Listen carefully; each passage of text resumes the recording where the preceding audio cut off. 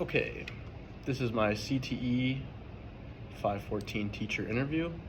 I'm here with Miss Nephew. Miss Nephew, would you mind explaining what your background is, starting with, obviously your name is Miss Nephew, but your title and some history on what you do. All right, my name is Karen Nephew. My title is CTE and agricultural teacher. I've taught for 23 years. I've taught CTE. I've taught all kinds of different ag courses, from vet science to animal science to plant science to ag mechanics. This is your first year in Granville. Yep, this is my first year in Granville, 23 years of teaching. I chose to become a CTE teacher because I like the hands-on portion of teaching. I think the kids sometimes basically get a better understanding of how everything comes together. Mm-hmm.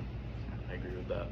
Do you have any advice about planning a lesson? Like, where do you get your project ideas or collaboration with any content areas or specific resources or technology that you use?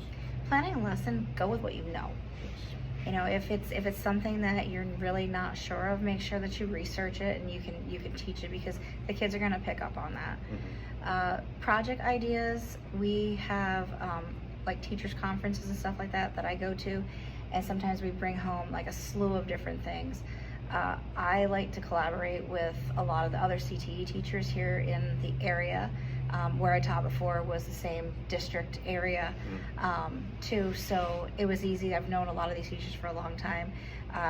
Sometimes they'll share lesson plans and stuff, so you always kind of have a collaboration of different things. So technology, we work technology, from the Chromebooks to the laser engravers and everything that we have in the shop. So there's all kinds of different technology that they'll see through CTE. You guys have a lot of cool stuff down in that We shop have a lot too. of really cool stuff, yeah.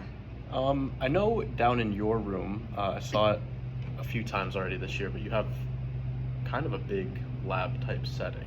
Yeah. What classroom or lab management strategies do you use? I know we're just coming from a mentee meeting where we vented a little bit, but what kind of classroom management or lab management strategy do you use? Well, sometimes with our CTE classes, they're a lot bigger. So management is usually you have to be right on top of the kids. If they are struggling with behaving themselves that day, I will send them out and, basically either write them up or write a note to administration that I've sent them out, or call and say, hey, I've sent them out. This is what's going on.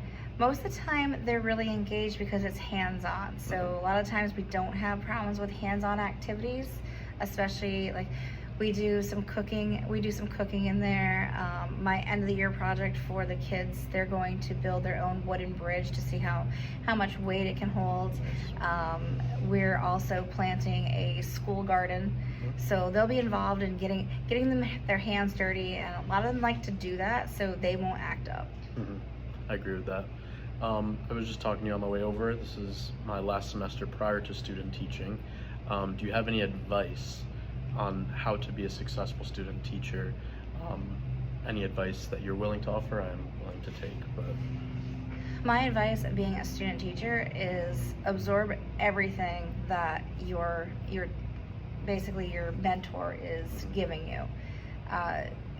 They usually have some of the best advice because they've been around longer, and just ask around. I think going in and being stern with the kids at first is a good thing.